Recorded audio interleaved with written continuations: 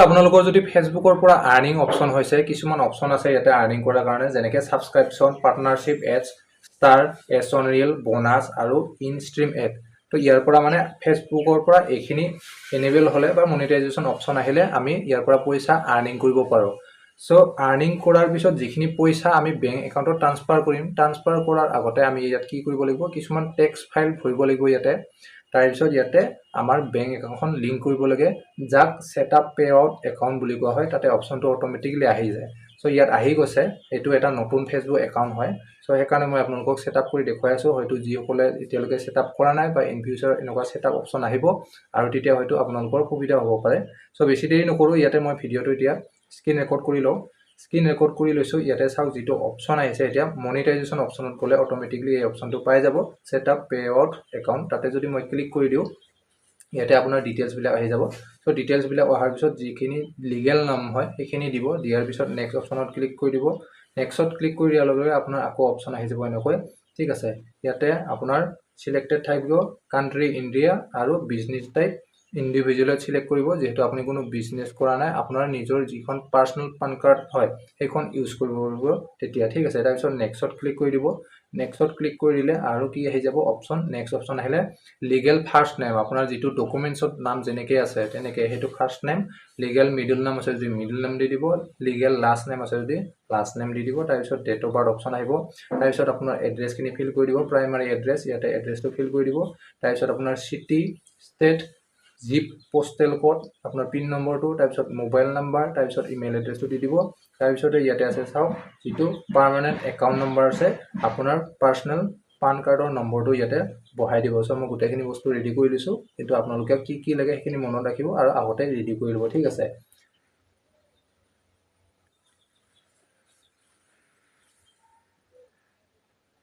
so ইয়াতে মই পান নম্বৰটো বহাই দিলো ইয়াতে চাওক জিএসটি ৰেজিষ্ট্ৰেচন নাম্বাৰ অপচনাল দিছে যদি আছে দিব পাৰে একচুয়ালি জিএসটি নাম্বাৰ আমি যেতিয়া বিজনেস কৰো তেতিয়া আমাৰ দৰকাৰ হয় তাৰ পিছত ক্লিক বাই টা বক্স দিছে তাতে অপচনত ক্লিক কৰি দিলো নেক্সট তাৰ পিছত আকৌ নেক্সটত গুচি যাম নেক্সটত ক্লিক কৰি দিছো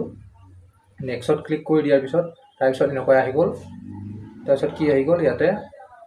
আমাৰ ইয়াতে বেংক একাউণ্ট সিলেক্ট কৰা অপচন আহি গল যেটো মই বেংক একাউণ্ট নম্বৰ দিছিলো ইয়াতে বেংক একাউণ্টটো ইয়াতে আহি গল আহি যোৱাৰ পিছত choose how you would like to get paid এই একাউণ্ট নম্বৰটো অপচন আহি গল ইয়াতে মই ক্লিক কৰি দিম তাতে টিক কৰি দিলো টিক কৰি দিয়াৰ পিছত লিংক পে আউট মেথড তাতে ক্লিক কৰি দিলো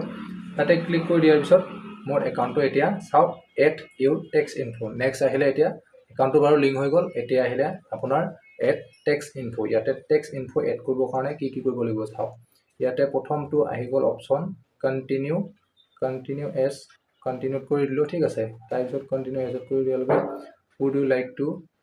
continue আহি গল তাৰ পিছত get started text information আৰম্ভ হৈ গল ইয়াতে ইন্ডিভিজুৱেল অলৰেডি সিলেক্টেড আছে তাৰ পিছত তলত দিছে আপুনি ইউএছ ত থকা সিটিজেন মানে ইউএছ ত থকা মানুহ নেকি পাৰ্মানেন্ট ৰেসিডেন্ট হয় নে নহয় কৰিছে ন কৰি দিব আমি ইউএছ ত নাথাকো তাৰ পিছত নেক্সট দিছে আপোনাৰ are you acting as a intermediary agent এটো ন কৰি দিব সেকেন্ড অপচনটো তাৰ পিছত আহি যাব নেক্সট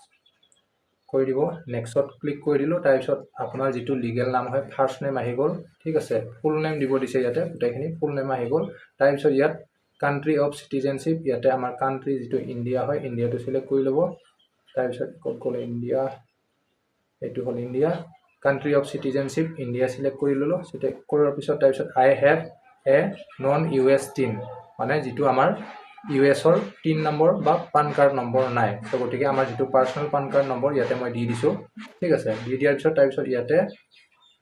নেক্সটত ক্লিক কৰি দিম ঠিক আছে নেক্সটত ক্লিক কৰি দিলো নেক্সটত ক্লিক কৰি দিয়াৰ পিছত মোৰ গোটেইখিনি ডিটেইলছ আহি গল ইয়াতে কান্ট্ৰি গাঁৱৰ নাম ডিস্ট্ৰিক্ট ষ্টেট গোটেইখিনি ইয়াতে আহি গৈছে ঠিক আছে তাৰপিছত পোস্টেল জিপ কোড গোটেইখিনি আহি গল নেক্সটত ক্লিক কৰি দিম নেক্সটত ক্লিক কৰি দিয়াৰ পিছত are you mailing address same as permanent address নেক্সটত ক্লিক কৰি দিব তাৰ পিছত ঠিক আছে এটো টিক মাৰ আছে তাৰ পিছত নেক্সটত ক্লিক কৰিম তাৰ পিছত claim of tax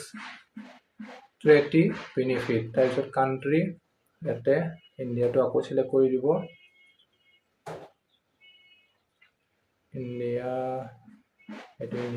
India select কৰিলো তাৰ পিছত ইয়াতে নেক্সটত আকৌ সিলেক্ট কৰি দিব ঠিক আছে নেক্সটত ক্লিক কৰিলে গোটেইখিনি ইয়াত আহি গল আহি যোৱাৰ পিছত ইয়াতে চাওক যেটো ওপৰত গ্ৰীন টিক হৈ আছে অলৰেডি ব্লু টিক হৈ আছে হেতু তাতে থাকিব দিব বাকি কেৱল তললৈ যাব তললৈ যাই প্লাই ইয়াতে ইয়াতে দিয়া আছে I certify that I have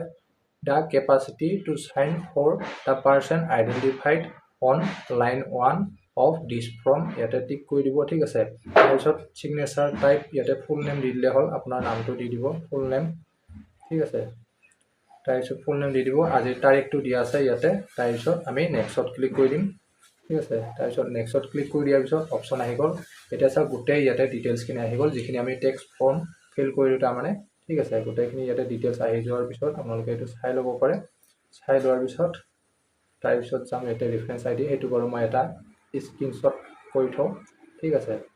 তাৰপিছত মই ইয়াতে ডিটেইলছখিনি তললৈ গ'লোঁ গোটেইখিনি চাই ল'লোঁ ইয়াতে যদি কিবা চেঞ্জ কৰিবলগীয়া আছে চেঞ্জ কৰিব পাৰে তাৰপিছত তললৈ গৈ পেলাই মই ছাবমিট ফৰ্ম কৰি দিলোঁ ঠিক আছে ছাবমিট ফৰ্ম কৰি দিলোঁ